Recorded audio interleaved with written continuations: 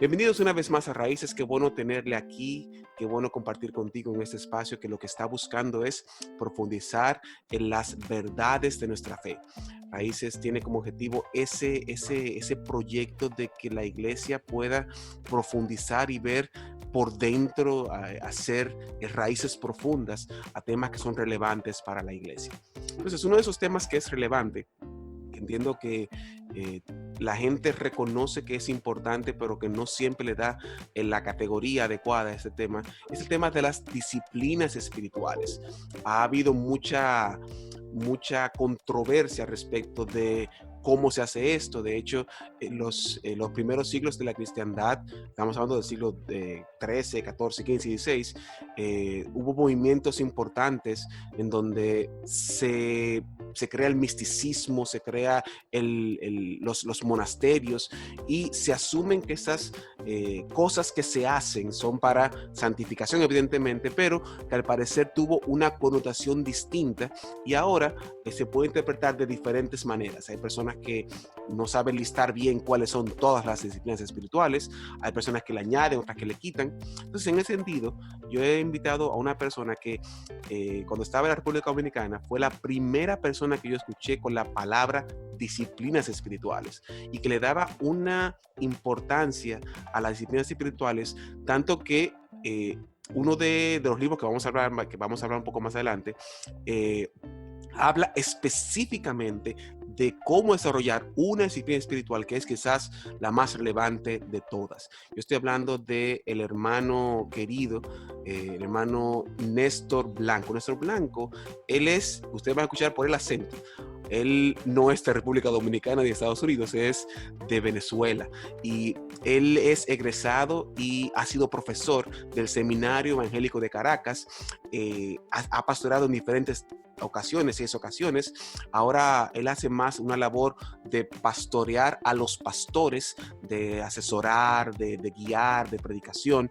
Él es productor de un programa corto de radio que se llama... Ay, se me olvidó. Bueno, él lo va a decir más adelante. Él es productor de este programa. Orar me cambia. Ese es el nombre. Orar me cambia. Y él ha escrito hasta ahora, que eso se lo vamos a poner ahí como una espinita, porque creo que a su experiencia él debería tener como 20 libros, pero ok, vamos a perdonarlo por eso. Él hasta ahora tiene solamente 2 libros escritos. El primero es Una cita en el altar. Yo tuve el privilegio de leer este libro. Este libro tiene una función doble, porque es un libro que uno puede leer corrido, pero la intención es que usted vaya leyéndolo poco a poco, vaya desarrollando el tema de la oración. Y un libro bien reciente es el libro Lluvia sobre la hierba. Entonces, el hermano Néstor Blanco está con nosotros en Raíces, y mi querido hermano, bienvenido a este espacio. Qué bueno tenerle con nosotros. Bueno, o sea, muchas gracias, y gracias a tu audiencia. Celebro poder estar aquí y compartir con todos ustedes estas bendiciones espirituales tan necesarias para la iglesia de hoy, para el liderazgo y para la base de la iglesia de hoy. Muy agradecido. Es cierto, es algo que la gente sabe que es importante, la gente reconoce que orar es importante, la gente reconoce que leer la palabra es importante, que ayunar, etc. Pero yo vi hace un tiempo una estadística de la cantidad de tiempo que la persona dura orando, y por lo general son 5 a 10 minutos los más. Es decir, no hay esa cultura de la oración. Se ha interpretado la oración de diferentes formas. Hay personas que utilizan la oración solamente para pedir, otros solamente para problemas. Entonces, vamos a hablar, estimado hermano, sobre las disciplinas espirituales, y quizás sea bueno iniciar definiendo qué son estas disciplinas espirituales. Bueno, las disciplinas espirituales desgraciadamente no forman parte de la cultura de la iglesia. Las disciplinas espirituales son actividades devocionales. Ok. ¿Vale? Son actividades devocionales. Y en la devoción es donde la iglesia tiene una gran falla. Digamos que nuestra fe se expresa de manera cultural y de manera devocional. Esas son las dos maneras en que se expresa la fe. Pero desgraciadamente nosotros le damos más importancia a la parte estructural, litúrgica, tradicional de la fe. Eso no es nuevo, eso es una condición humana casi innata. Cuando Jesús anduvo por el mundo hace 2000 años, se enfrentó con eso ante los líderes espirituales del pueblo de Israel. Se suponía que aquellos señores eruditos, fariseos, escribas, que eran los que sabían la palabra de Dios, los que manejaban las profecías, los que interpretaban y velaban por el cumplimiento de la ley, eran los que tenían que estar bien pendientes del nacimiento del Mesías, que estaba profetizado. Sin embargo, ellos ni se dieron cuenta que el Mesías vino. ¿Por qué? Porque estaban enquistados en las estructuras, no en la devoción. Entonces, cuando hablamos de disciplinas espirituales, estamos hablando de oración, fundamentalmente oración, estudio devocional de la Sagrada Escritura. Fíjate que enfatizo estudio devocional. Ok. Porque hay un estudio erudito de la palabra de Dios que no necesariamente conecta a las personas con la presencia de Dios, sino que trae conocimiento a la mente. Okay. Pero esa teología no resuelve los problemas espirituales, simplemente resuelve los problemas intelectuales, pero los espirituales, la relación con Dios, la tentación no la resuelve. Estamos hablando entonces de la oración, estudio devocional de la palabra de Dios, del ayuno, del silencio, de la contemplación, etc. Ok, entonces pudiéramos decir que la disciplina espiritual en esencia lo que hace es vincularnos con Dios de manera individual, no necesariamente corporativa como se da en la iglesia. Es algo más, por eso el énfasis en la palabra devoción, porque es entre Dios y yo y es para enfatizar entonces la relación con Dios. Sí, así es.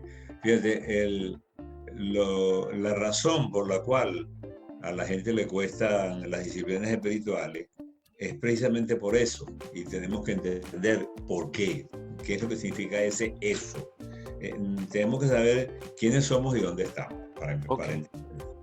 ¿Quiénes somos? Bueno, somos la humanidad, y la humanidad está caída desde el Edén. La humanidad vive en una tierra que está maldita por el pecado. Es decir, no estamos en el Edén ni estamos en el cielo. Estamos en una tierra y estamos luchando a contrapelo de la corriente espiritual. O sea, natural para nosotros es comer, dormir, descansar, pero orar no. Orar no es natural. Orar no es una actividad natural. Orar es una actividad contra la naturaleza humana, por eso es que es difícil orar. Si tú ves, por ejemplo, qué fácil es pasar 1 hora, 2 horas revisando el iPhone, revisando el teléfono inteligente. La gente lo hace sin darse cuenta y puede durar 1 hora tranquilamente, pasa el tiempo. Pero ponlos a orar 5 minutos para que tú veas. A los 2 minutos están con los ojos abiertos y no hayan qué hacer. Increíble. No sabemos orar, no nos han enseñado a orar. Y los que nos debieran enseñar tampoco saben, que es lo más grave. Sí, porque es muy serio. La pregunta es la situación es muy seria. Hace 2 milenios, unos discípulos le dijeron al Señor que los enseñara a orar. Y andaban con Jesús 24/7. Es decir, hablando de que tiene una relación sumamente cercana con Jesús y ellos le pidieron a Jesús aprender a orar. Pero además de eso, ¿quiénes eran esas personas? Hay que entender eso, porque las preguntas se interpretan dependiendo de quién hace la pregunta. Correcto. Por ejemplo, si un médico está haciendo un recorrido revisando a sus pacientes en el hospital acompañado de una enfermera, el médico de repente se para en una cama, toma la historia del paciente, la revisa y le recomienda a la enfermera que le ponga cierta inyección. Y de repente la enfermera le dice, doctor, disculpe, yo no sé poner inyección. Wow. Entonces, se complica ahí, sí. Un momento, ya va. ¿Con quién estoy hablando? Con la señora de la limpieza. Estoy hablando con un electricista del hospital. Estoy hablando con un administrador o estoy hablando con una enfermera. Y no se supone que la enfermera sepa. Sí, claro, para eso estudió. Ajá, y entonces, ¿cómo es que no sabe? Bueno, eso fue exactamente lo que le pasó a los discípulos con Jesucristo, porque los que le preguntan al Señor, más bien lo que les piden enseñando a orar, eran judíos. Sí. Si eran judíos, son herederos de Abraham, conocen la ley, conocen los profetas, conocen cuántas veces la oración forma parte de la historia del Antiguo Testamento, pero además los judíos oraban mirando hacia Jerusalén, de pie, con la mano levantada, 3 veces al día en el templo y en la sinagoga. Sí, saben 5 cosas acerca de la oración, pero ninguna de las 5 les resuelve el problema, porque las 5 cosas que saben son una estructura, no son devociones. Wow. Entonces, cuando ellos le hacen la pregunta al Señor, le hacen la pregunta no porque lo vieron enseñando la oración, sino porque lo vieron orando. Sí, Estaba exactamente. Jesús orando en un lugar. Cuando ellos lo ven orando en un lugar, porque Jesús acostumbraba a orar, entonces ellos se dan cuenta de que hay algo que no les enseñaron, de manera que están en una crisis, porque creen que saben lo que no saben. Y le dicen al Señor, enseña. En esta enseñanza de la oración, déjame decirte para ponerte en contexto, por lo menos como lo trato en el libro, hay 4 fundamentos. Número 1, la crisis de los discípulos que no sabían orar. Número 2, la formidable respuesta de Jesucristo. Número 3, la vida de oración de Jesucristo. Y número 4, un análisis del Padre Nuestro. Por ahí van los tiros. Sí, sí, sí, sí. Y es interesante porque si nos vamos al Génesis y vemos que existía esta relación perfecta entre la humanidad y Dios de hablar con naturalidad, y se da la caída, eso no se da. Es decir, eso no continúa en el ser humano, sino que se rompe. Es decir, Claro. es decir, Adán sabía hablar con Dios. Eva conocía hablar con Dios y pudo haberle pasado eso a sus hijos y demás. Sin embargo, vemos cómo hay no heredamos, digamos, eso de Adán y Eva, de esa relación perfecta con Dios, de hablar con Dios. Ahora es sumamente difícil orar, porque cuando oro empiezo a pensar en cosas, porque estoy cansado, porque ya pasó, Dios me entiende, esa frasecita, Dios me conoce, es muy interesante porque lo que nos debe conectar al Señor no nos está conectando, que es la oración. Porque es que, fíjate, cuando la palabra oración llega a la mente del cristiano postmoderno, ¿cuál es la idea que se instala en tu mente? La idea que se instala es, bueno, tengo un Dios al cual voy a acercarme porque voy a pedirle algunas cosas. Sí. Esa es una oración utilitaria. De manera que lo que nosotros conocemos como oración tiene que ver con una disciplina en la cual yo me acerco a Dios para pedirle. Ok. Para pedirle trabajo, para pedirle una esposa, un esposo, para pedirle dinero, para pedirle que me sane una enfermedad, para pedirle que libere a alguien de una posición demoníaca, en fin. En la iglesia, en eso que llamamos culto, ¿cuál es el papel de la oración? El papel de la oración es orar para comenzar el culto, orar para recoger la ofrenda, orar para despedir el culto, orar por los enfermos. Si todas las oraciones que hacemos tienen un propósito utilitario. No me he fijado en eso, ¿no? Wow. Así mismo es. Sí. Ahora, ninguna de esas oraciones, o sea, muchas de esas personas que hacen esas oraciones ni siquiera son salvas. Wow. Algunas de esas personas que hacen esas oraciones se van a presentar un día ante el Señor y el Señor no los va a dejar entrar. Y ellos le van a recordar al Señor, nosotros hicimos milagros, nosotros profetizamos y nosotros echamos fuera demonios. Y el Señor le va a decir, no, yo sé lo que ustedes hicieron, yo soy Dios, no tienen que recordármelo. Pero no están escritos en el libro de la vida. A pesar de que oraban, brincaban, saltaban, hacían esto y hacían esto. O sea que las oraciones utilitarias no es que son malas, son necesarias, pero no es el espíritu de oración que tenía Jesucristo, porque la manera increíblemente irresponsable y antibíblica, como nosotros hemos definido la oración, es con una frase que viene desde el siglo II, que es hablar con Dios. Es una frase irresponsable, demasiado simple. Es como que yo te diga a ti que comer es abrir la boca, porque para comer tengo que abrir la boca. Por supuesto que tengo que abrirla, pero después tengo que cerrarla.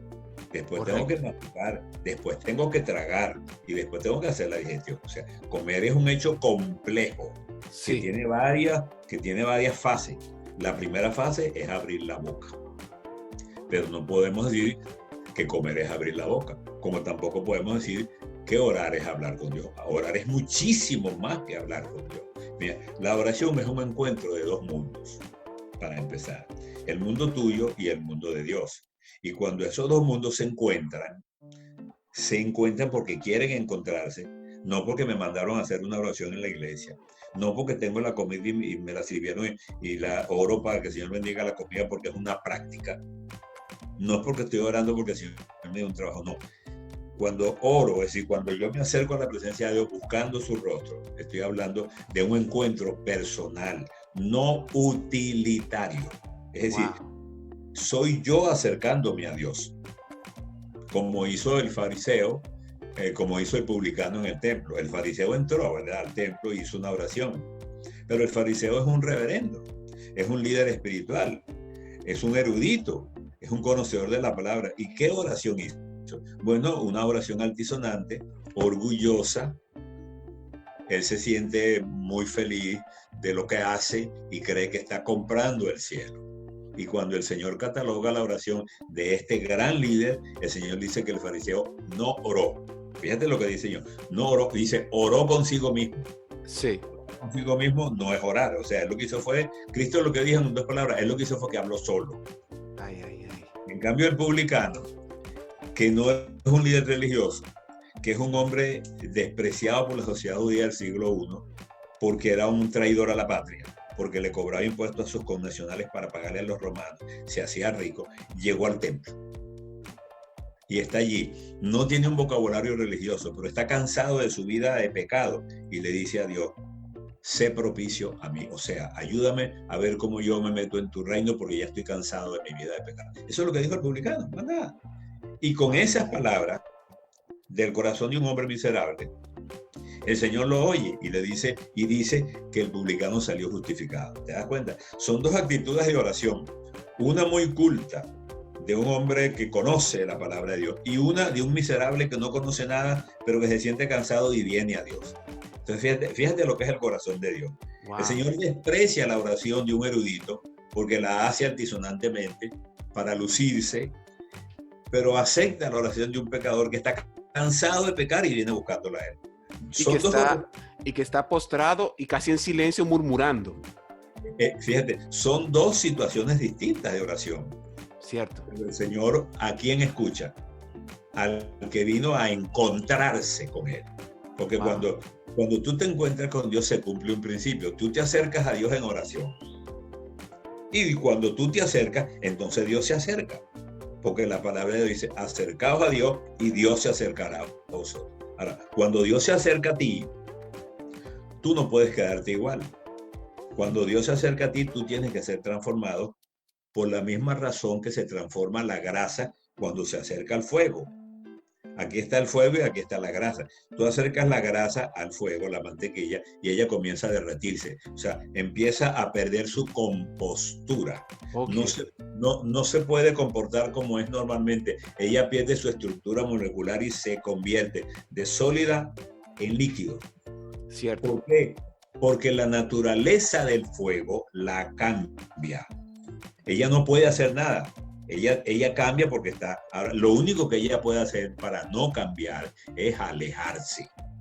Okay. Si se aleja, sale del área donde el fuego la puede transformar. Bueno, la oración es exactamente eso. Si tú te acercas a Dios, Él te va a transformar.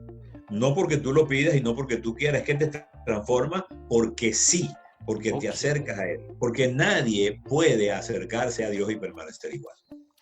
Ahora, yo lo que estoy interpretando de lo que usted está diciendo, estimado, es que la oración entonces es un resultado de y no un principio para. Es otras palabras. Si solamente tomamos la oración utilitaria, entonces lo que yo estoy buscando es un fin para yo lograr tal cosa.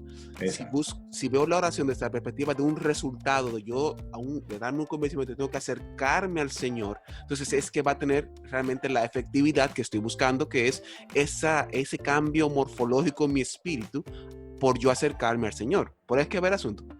Sí, fíjate, hagamos una pregunta. ¿Por qué oramos o para qué oramos? Fíjate los ejemplos que te voy a poner. Cuando tú estás en tu casa y te sirven el desayuno, tú le das gracias al Señor por la comida, ¿verdad? Cierto. ¿Por qué haces eso? Bueno, lo haces porque te lo enseñaron. Sí. Lo haces porque es una tradición. Lo haces porque forma parte de tu cultura religiosa. Hay gente cristiana que no lo hace porque no tiene la costumbre. No lo hacen en su casa. Pero si en la iglesia hay una comilona, ahí sí lo hacen. Es como un acto de hipocresía, así como pasó con el fariseo. Hipocresía social se llama eso. Y si tú, por ejemplo, lo invitas a un restaurante y están ahí, bueno, él sabe que tú eres cristiano, tú sabes que él es cristiano, entonces los dos dicen, bueno, aunque yo en mi casa no lo hago, aquí lo voy a hacer para que el hermano crea o te comportas hipócritamente. Sí. Eso lo hacemos. Entonces, fíjate lo que significa eso. Eso significa que a nosotros no nos interesa a Dios, sino la gente. Cuando yo en mi casa, fíjate, cuando yo en mi casa no le doy gracias a Dios por el alimento, y debería darle gracias. ¿Por qué? Porque hay millones. No, porque es que hay millones de personas en el mundo. Hay millones de personas en el mundo que no tienen comida. Wow. Hay millones de personas en el mundo que a lo mejor comen una vez al día, y hay millones que no comen ni siquiera una vez al día.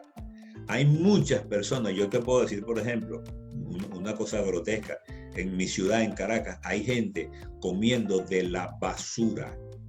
Wow, qué pena. Hay gente en mi país despellejando perros en la calle y sancocharlos para hacer una sopa de perro. Y no te estoy hablando de Namibia, ni de África, estoy hablando de Venezuela, uno de los países más ricos del mundo. Entonces, cuando yo estoy orando, cuando yo tengo una comida delante de mí, yo tengo que entender que soy un privilegiado. No me doy cuenta de eso, pero que hay millones de personas que no tienen, seguramente hay vecinos míos en mi edificio que no tienen ese desayuno. Es decir, por eso yo le tengo que dar gracias al Señor. Ahora bien, me acostumbro a hacer eso, me acostumbro a orar para hacer cosas espirituales en la iglesia, pero no tengo lo que yo llamo una vida de oración. Cuando los discípulos dicen enséñanos a orar, fíjate bien, cuando los discípulos les piden al Señor enséñanos a orar, el Señor decide que los va a enseñar a orar, y de hecho los enseña a orar. Ahora, cuando el Señor los enseña a orar, ¿cuál es la enseñanza que hace Cristo de la oración?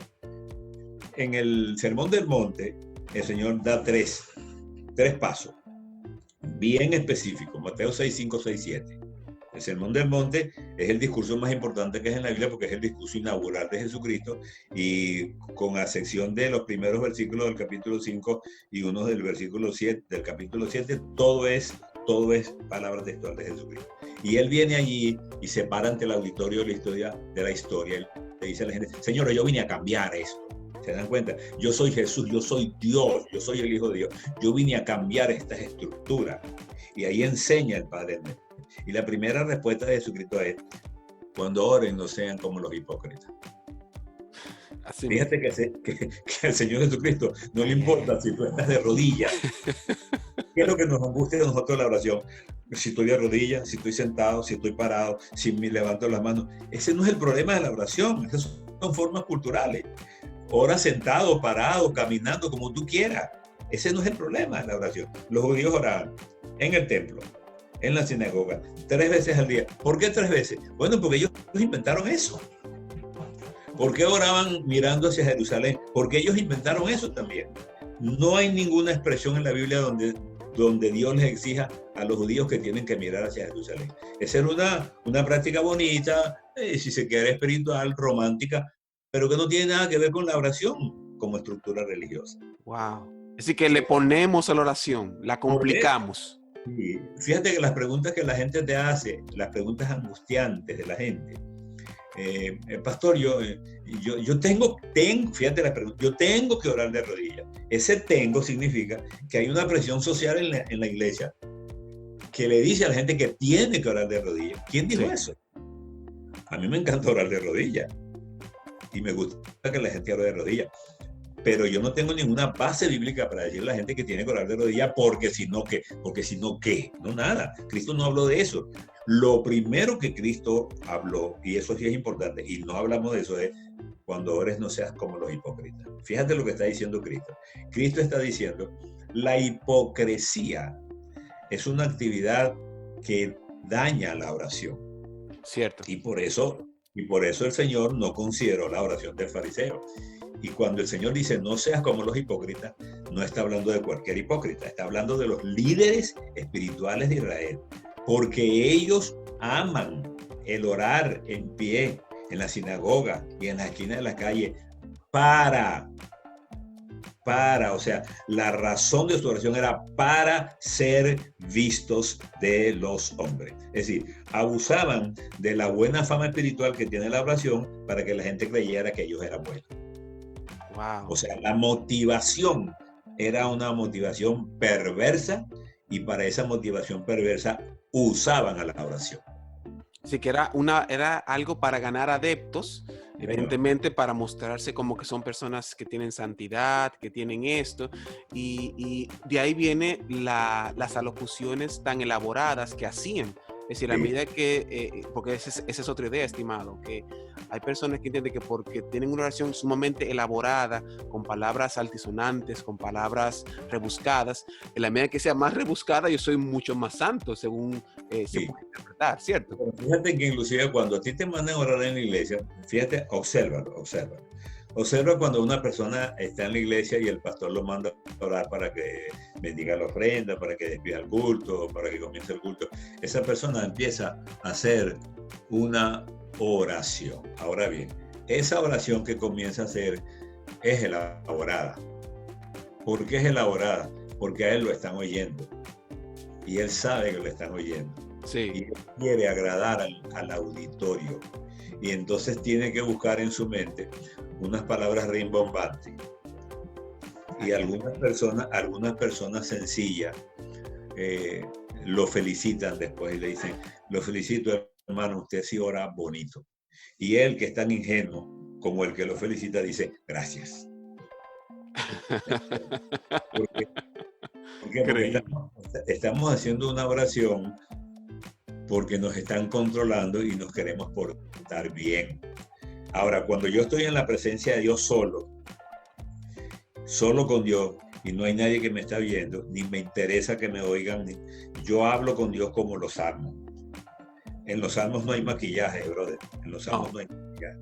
En los salmos hay rabia, hay alegría, hay tristeza, hay reclamo, hay lloro, hay llanto, hay todo. ¿Por qué? Porque la vida es eso. O sea, tú siempre no estás alegre, tú a veces estás triste. Lo que pasa es que nos han enseñado que no puede estar triste un corazón que tenga Cristo. ¿Quién dijo eso?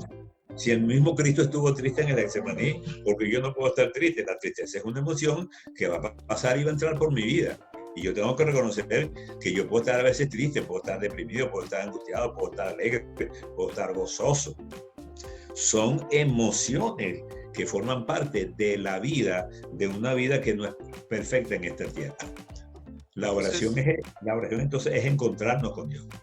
Entonces, el elemento presión social, el elemento de la elaboración de la oración perfecta, entonces crea que la ansiedad y complica entonces la oración, complica el yo acercarme al Señor porque yo he creado una serie de estándares sociales que dicen que si yo no lo hago de esta manera, entonces no voy a tener una buena relación con el Señor. Así que ese tema también incide en que yo no ore entonces. Más que complicarla, la contamina. Fíjate, ¿por qué es difícil orar? Primero, haciendo platos, porque al diablo no le gusta que la gente ore. Es decir, nosotros tenemos que entender que estamos compartiendo este mundo con un ser que se llama Satanás. Cristo dijo hace 2 milenios Cristo dijo una verdad muy sencilla, que todo el mundo se la sabe, todos los cristianos se la saben, pero casi nadie la utiliza. Velad y orad para que no entréis en tentación. Lo que Cristo dijo fue sumamente grave, supremamente importante. Cristo estaba diciendo, señores, la oración, no la teología, ¿ok? No la dinámica educativa de la iglesia, no la academia, la oración es la única categoría espiritual que incorpora poder a la vida del cristiano para vencer la tentación.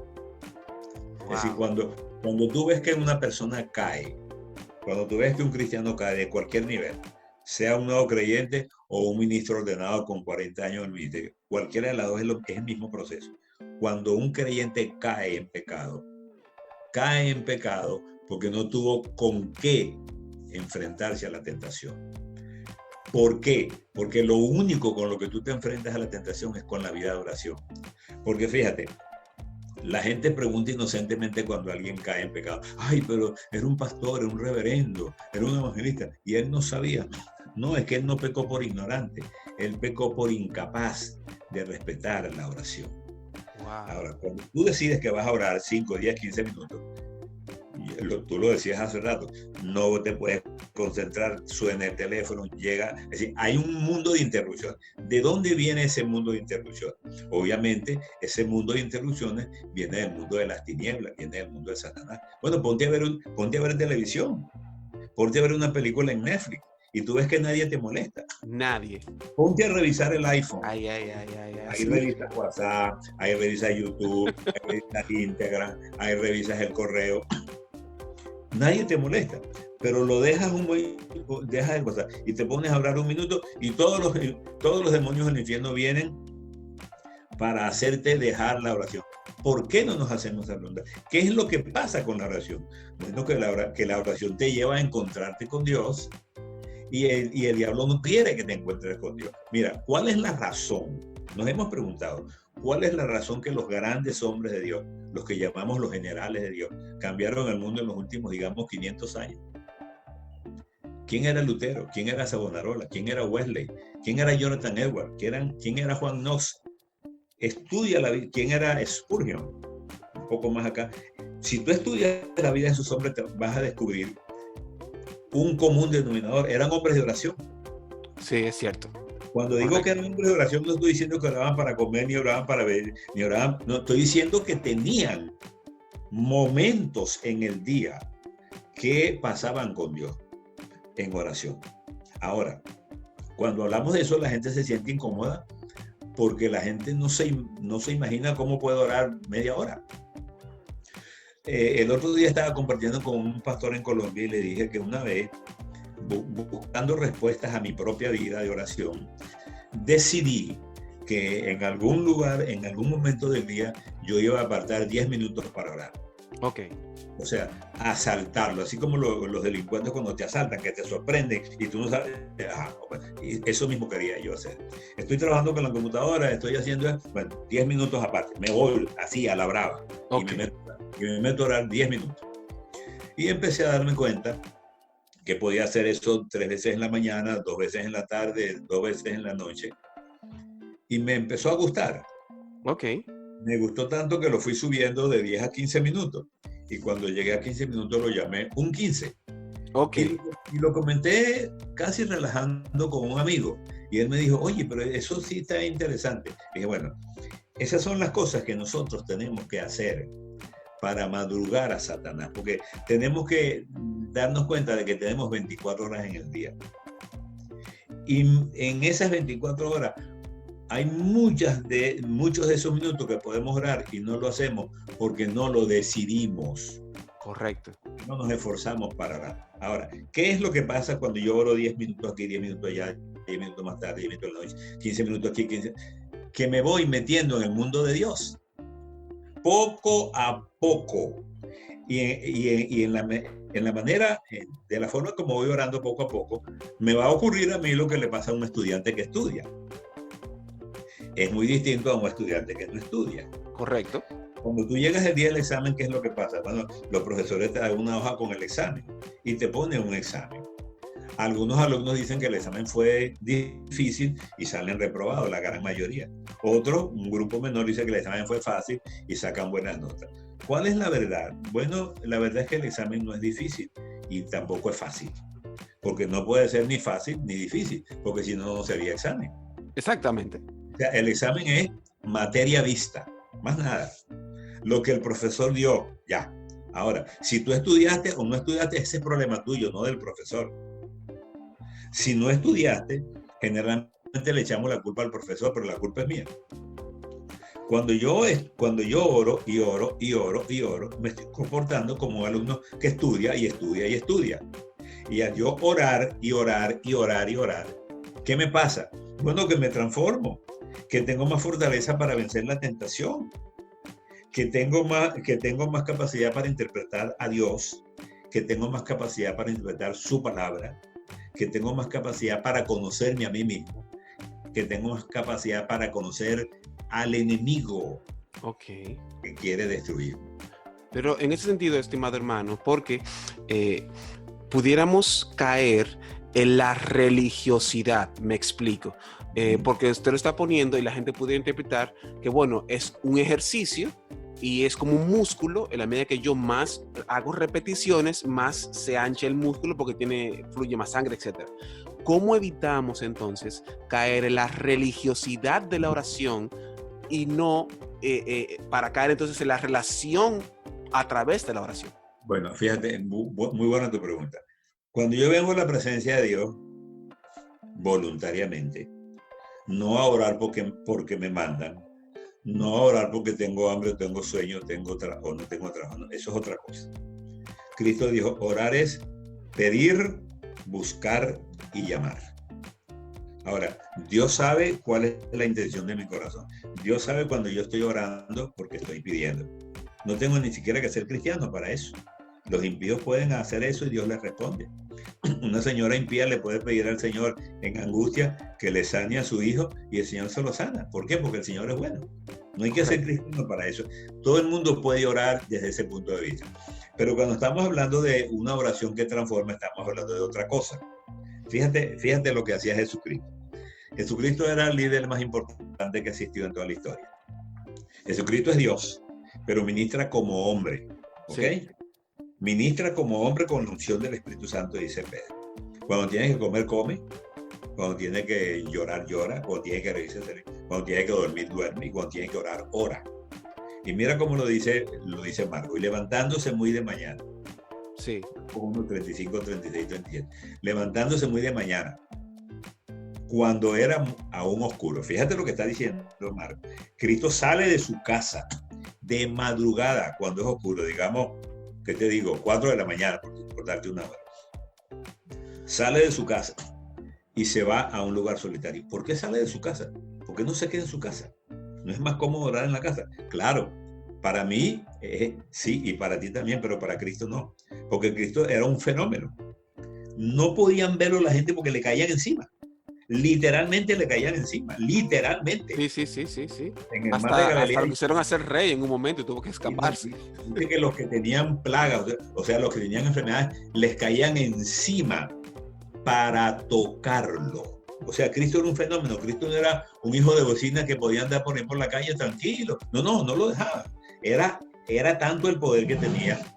Sanaba, resucitaba, le daba a la gente alegría. Bueno, ¿en qué tiempo iba a orar? Bueno, como él no puede en el día, porque en el día la gente no lo deja, ¿qué hace el Señor? Se levanta de madrugada y sale de su casa y se va a un lugar solitario. Sí, cierto. Y allí oraba, no oró. O sea, oró es un accidente, oraba es un hábito. Wow. Cristo acostumbraba a orar. Cristo tenía una vida de oración.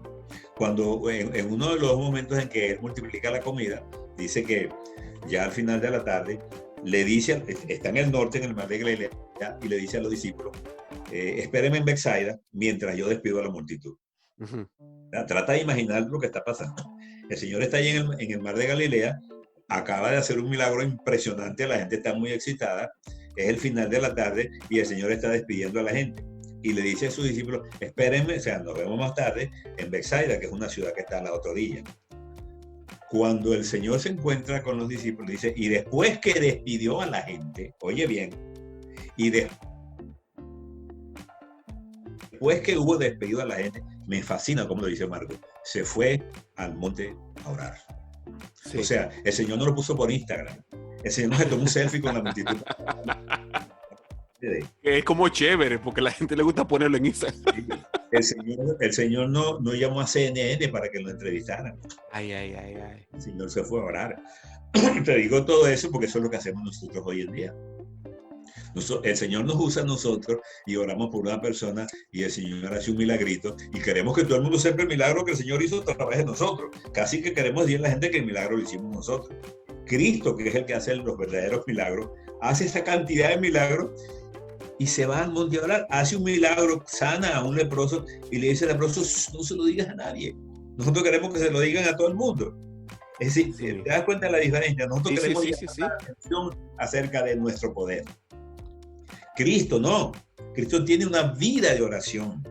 Una vida de oración. Hace un milagro impresionante durante todo el día y después se va a orar. Pero cuando se encuentra con los discípulos, está amaneciendo. No lograron llegar a Betsaida porque había una situación en el mar y el Señor se encontró con ellos en la primera vigilia, en la cuarta vigilia de la noche. O sea, estaba amaneciendo. Mi pregunta es, ¿qué hizo Cristo entre el comienzo de la noche y el fin de la noche? Después que estaba orando. Sin duda alguna, orando. Vida de oración. La vida de oración no se inventa. Eso es un proceso, hay que esforzarse, porque no es fácil. Uno comienza orando poco, pero siempre. Digamos, no puedes orar sino en 5 minutos, está bien, ora 5 minutos, pero ora 5 minutos y después ora 5 minutos. ¿Qué te va a pasar? Bueno, que en la medida que tú sostienes la disciplina de orar 5 minutos, te vas a dar cuenta un día que los 5 minutos no te sirven. Y de repente te encuentras que son 10. Y de repente esos 10 se llegan a 15. Y un día al 15 se llega. Me dijo un amigo, cuando yo le dije lo del 15, me dije, yo me puse, pastor, a hacer lo del 15. Y de repente tenía 25 y no me había dado cuenta que tenía 25 minutos. O sea, es un proceso. Te vas enamorando de la oración, te vas enamorando de la presencia de Dios. Y llega un día en que tú dices, yo oraba 5 minutos. Wow, pero ¿por qué yo oraba tan poquito? Porque ahora entraste y cambiaste del deber al placer. Ok. Entonces, pero una de las cosas importantes de la oración es evidentemente, y creo que la parte más crítica es el contenido de la oración. Hay personas que sugieren cierto tipo de formato de oración en donde tiene parte 1 debe ser esto, parte 2 debe ser esto. De hecho, toman a veces el mismo Padre Nuestro, que es la oración modelo, y en cierta medida dicen, usted debe hacer primero esto, luego esto, luego esto. Ahora, ¿cómo pudiéramos manejar el tema del contenido de la oración? Porque evidentemente hablar con Dios, con cualquier persona hablar 1 hora no es algo sencillo. Entonces, ¿cómo pudiéramos trabajar el tema del contenido de la oración diaria para que vaya de esos 5 minutos a los 45, 1 hora o más? Mira, yo leí un libro, no voy a decir el nombre exactamente del libro porque no quiero ofender y ni que nadie se moleste, pero leí un libro que el tema del libro era que la gente lograra orar 1 hora. Ok. Hay que orar 1 hora. Entonces tomaron la hora y la dividieron en 12 pedacitos de 5 minutos. Okay. Entonces los 5 minutos, primero tú oras, no me acuerdo exactamente los detalles, pero eran cada cosa distinta. Por ejemplo, 5 minutos ora por los amigos, después ora por la iglesia, después ora por los perdidos, después ora por las misiones, hasta que llegues. Y bueno, cuando terminas las 12 secciones, has orado 1 hora. Eso me parece tonto, porque eso no tiene sentido. No hay un valor intrínseco en orar largo. Okay. Uno ora largo cuando pasa del deber al placer. Okay. ¿Sí? Cristo nunca le mandó a la gente que tenían que orar un tiempo determinado. Cuando tú oyes, por ejemplo, yo conocí una mujer que oraba 8 horas al día. ¡Wow! Sí. ¡Wow! Y lo supe porque sus asesores, su grupo me lo dijo, ella nunca me lo dijo. Una líder internacional de oración. Y bueno, cuando esa mujer se paraba a predicar, tú te imaginas lo que puede ministrarle a una persona que tiene un periodo de 8 horas con Dios. Ahora, a la gente le puede decir, pero eso es mucho. No, eso depende de lo que tú quieras hacer con tu vida. Y cuando yo empecé a entender la oración después de tener 30 años predicando. Y por eso en los últimos 25 años de mi ministerio yo estoy dedicado a hablar básicamente de la oración y de la santidad. Okay. ¿Qué es lo que pasa con la oración? Que cuando tú empiezas a orar, te vas enamorando de Dios. Okay. Ya el tiempo pierde sentido. Ya tú pierdes el sentido del tiempo. Tú puedes sentarte a orar en tu oración devocional y cuando terminas de orar, tú ves el reloj y te asombra que duraste 1 hora o 2 horas. Te asombras porque no estabas midiendo el tiempo. ¿Y por qué no lo estabas midiendo el tiempo? Bueno, porque estabas gozando en la presencia de Dios. ¿Te das cuenta? No estabas midiendo para decir yo oré media hora, para decir a los hermanos y a tus amigos que yo oré. No se trata de eso. Por eso no hay que angustiar a la gente con tiempo. Yo le digo a la gente, no se angustie por el tiempo, angústiese por la disciplina, eso sí. Okay. Usted tiene que tener una disciplina. Usted no está acostumbrado a tener vida de oración. Bueno, comience con 10 minutos, comience con 5 minutos, pero manténgalo. No es que hoy y después la semana que viene, no. Todos los días. ¿A qué hora? A la hora que sea. ¿Tiene que ser de madrugada? No tiene que ser de madrugada, a la hora que usted pueda. Ahora, ¿qué le digo yo al Señor en esos 10 minutos o 1 hora? Lo que tú preguntas es el contenido. Bueno, eso es muy interesante. Déjame decirte algo. El Señor, cuando terminó de darles estas 3 cosas, estos 3 puntos de la oración, a la gente le dijo, vosotros pues oraréis así. 2 puntos. Y ahí comienza el Padre Nuestro. El Padre Nuestro no es un modelo de oración. Es mucho más que eso. El Padre Nuestro es un mapa para orar. Ok. O sea, cuando tú estás en un lugar físico, una ciudad que tú no conoces, a ti te dan un mapa. Y tú tienes que ubicar dónde es que tú estás. Una vez que tú ubicas en el mapa, el sitio donde tú estás, tú te orientas. Norte, sur, este, oeste, y puedes ir. El mapa, el Padre Nuestro es eso, un mapa para orar. Ok. Si tú lo examinas, con cuidado, te vas a dar cuenta que lo puedes repetir en 10 segundos. Pero Cristo no lo inventó para que nosotros lo repitiéramos en 10 segundos. Cristo lo inventó porque fue un invento de Jesucristo. Acuérdate que fue una petición de los apóstoles y sí. El Señor dijo, vosotros pues oraréis así. Nosotros hemos orado de todas maneras menos así. Tenemos una deuda con el Señor. El Padre Nuestro tiene 10 escaleras, 10 tramos. Okay. Tú los examinas uno por uno y el primer tramo es una revolución. Dice Padre. Eso es una revolución porque nadie antes de Cristo había hecho eso. Es decir, y no es Padre en el sentido español, que lo decimos nosotros, sino Abba, que significa papá. O sea, lo que Cristo está diciendo, señores, vamos a entenderlo. Yo soy Dios, el Todopoderoso, Rey de Reyes y Señor de Señores, pero también soy su papá. Ok. No tienen que tenerme miedo. La gente le tiene miedo a Dios, todo el mundo le tiene miedo a Dios, un miedo intuitivo. Dios no está interesado en que la gente le tenga miedo. Cuando el Señor coloca Abba en el comienzo de la oración, está diciendo, vengan, yo los estoy esperando, yo no estoy persiguiendo a nadie. Yo sé todos los pecados que ustedes han cometido. Yo no los estoy persiguiendo por eso. Yo quiero que ustedes se acerquen a mí. Yo soy su papá. Okay. ¿Y quién es tu papá? El que te abraza, el que te consiente, el que te siente en sus piernas, el que te hace cariño. Esa es la primera parte de la oración. Y después viene nuestro, que es mucho más difícil que Padre, porque nuestro es relaciones, donde nosotros fallamos. Y así, en el Padre Nuestro, uno va desarrollando cada una de esas palabras. Esto no se puede hacer en 5 minutos, ni en 10, ni en 15, y a veces ni en 1 hora. Y no hay que hacerlo de una sola vez. Eso se va desarrollando poco a poco en tu vida de oración, hasta que tú conviertes al Padre Nuestro. Pues, en mi caso personal, yo no puedo orar en mi oración devocional sin el Padre Nuestro. No me encuentro. Okay. Y voy cada una de esas palabras, y puede durar 20 minutos, 1 hora, 2 horas, 3 horas con el Padre Nuestro. Wow.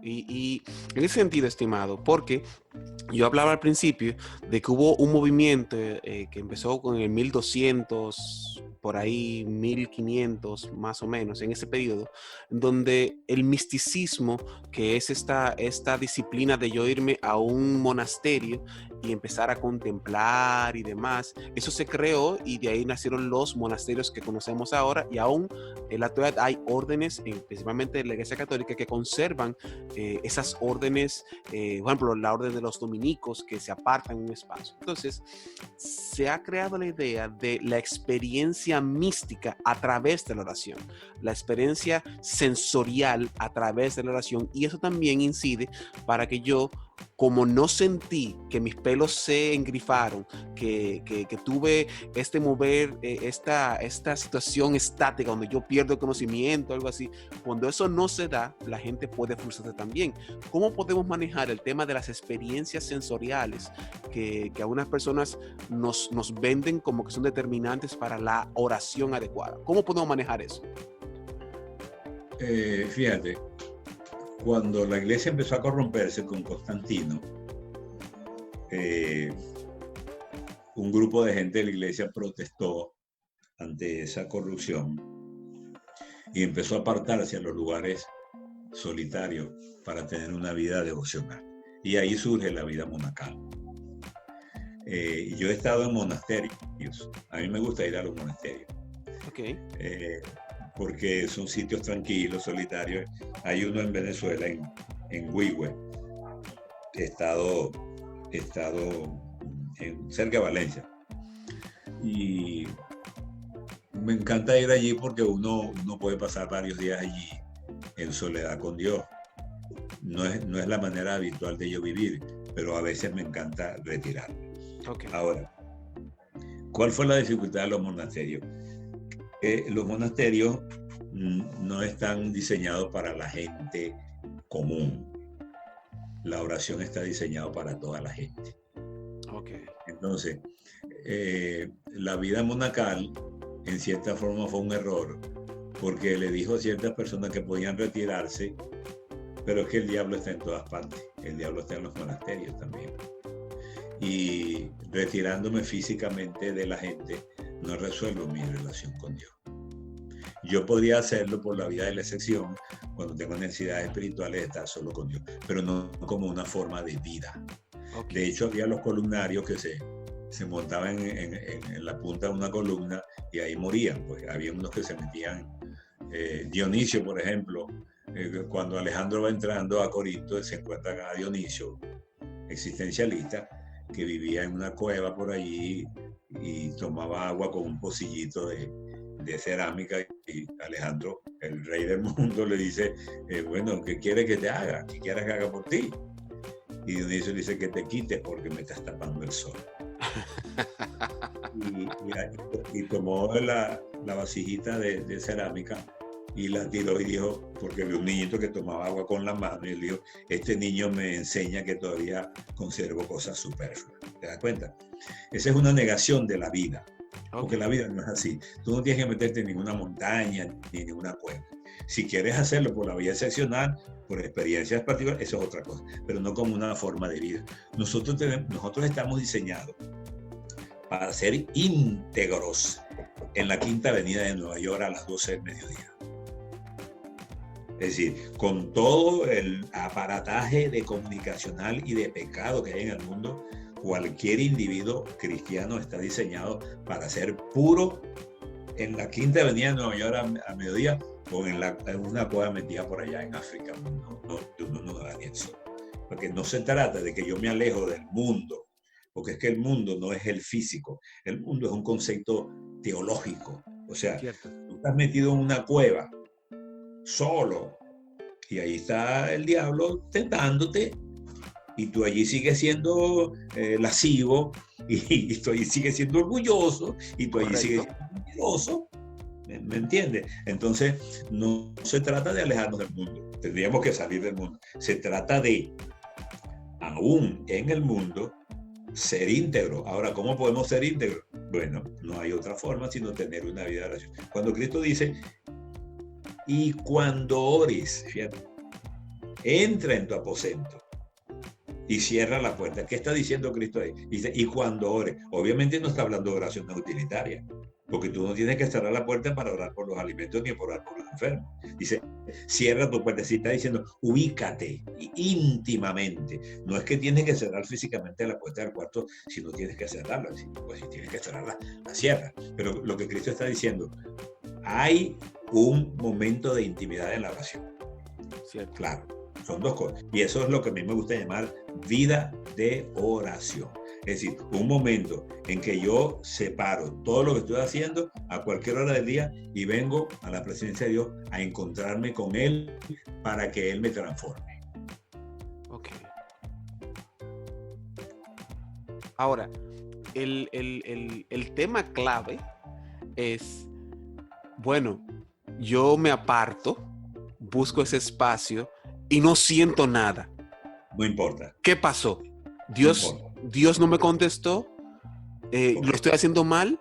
¿Qué pasó ahí? Porque se supone que yo debo tener esa experiencia, este éxtasis cuando yo estoy ahí, porque si vemos los ejemplos de los hombres en presencia del Señor, por ejemplo, si vemos el caso de Moisés, fue tan impactante que su rostro resplandecía. Si vemos el caso de Isaías, fue tan impactante la presencia que Dios tuvo que ponerle carbón encendido para purificarlo. Es decir, hay una serie de eventos bíblicos que pudieran interpretarse como que hay que tener una experiencia extrasensorial, una experiencia de piel de gallina, en donde yo experimento al Espíritu Santo, y si no lo siento, entonces Dios no está ahí. ¿Qué pasa con eso? Las emociones son parte de la vida. Ok. La risa es una emoción y el llanto también. O sea, la risa es como llorar al revés. Son dos formas. ¿Cómo así? ¿Cómo así? Bueno, el llanto es reírse al revés, como tú lo quieres. Me gusta esa definición. Llorar es reírse al revés. Muy bien. Me encantó. Las emociones son parte de la vida. Tú no puedes evitar las emociones en la vida. Y las emociones, hay un momento que tú estás triste, un momento que tú estás alegre. Cristo, el Hijo de Dios, tuvo momentos de mucha alegría y tuvo momentos de tristeza. Una tristeza que él la llamaba hasta la muerte. Es una tristeza mortal. En el Getsemaní, Cristo estaba triste. Y Cristo no tenía ninguna razón de pecaminosidad para estar triste, como la podemos tener nosotros, pero estaba triste, ¿ok? Tú vienes a la presencia de Dios y oras y no sientes nada. ¿Qué pasa? No pasa nada. ¿Por qué? Porque no depende de lo que tú sientes. Depende de lo que tú crees. Fíjate. Correcto. Cristo dijo, fíjate lo que Cristo dijo. Yo estoy con ustedes todos los días hasta el fin. Punto. Wow. Yo tengo dos opciones. ¿Creo eso o no lo creo? O sea, cuando el salmista escribe el Salmo 1, cuando escribe el Salmo 91, cuando escribe el Salmo 42, cuando escribe el Salmo 73, son diferentes experiencias. El Salmo 91 es una maravilla. Dios está conmigo, me cuidará del lazo del cazador. Jehová es mi pastor, Salmo 23, nada me faltará. Pero el Salmo 42 es una angustia. Como el siervo brama por las corrientes de las aguas, allí clama por ti.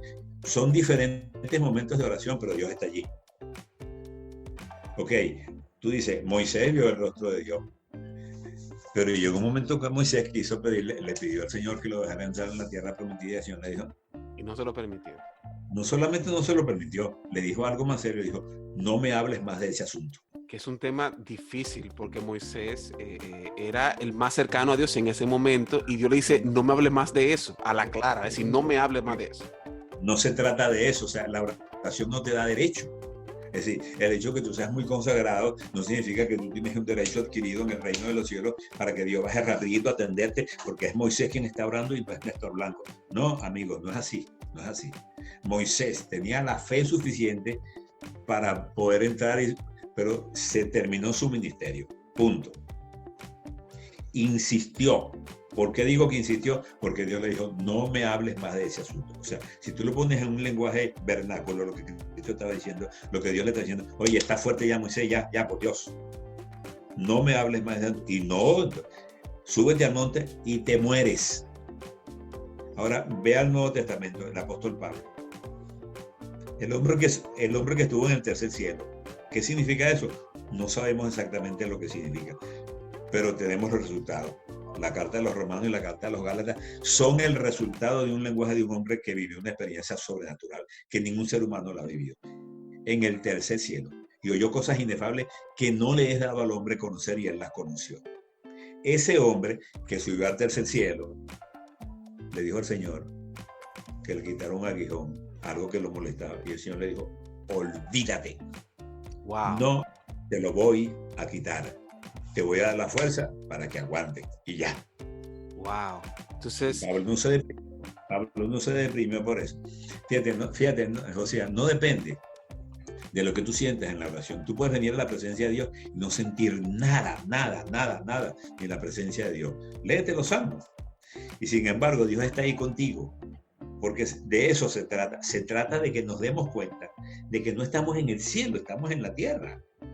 Y en la tierra hay intereses espirituales creados para que no sintamos a Dios, aun cuando estemos orando. Pero tenemos una fe. Y el diablo no se puede meter en mi fe. Wow, tremendo. El diablo se puede meter en mis emociones, pero no puede alterar mi fe. El diablo puede ser que yo me sienta triste, pero no puede alterar que yo crea que a pesar de que no siento nada, Cristo está conmigo. ¿Por qué? Bueno, porque Cristo dijo que iba a estar conmigo. Exactamente, correcto. Y su palabra se cumple.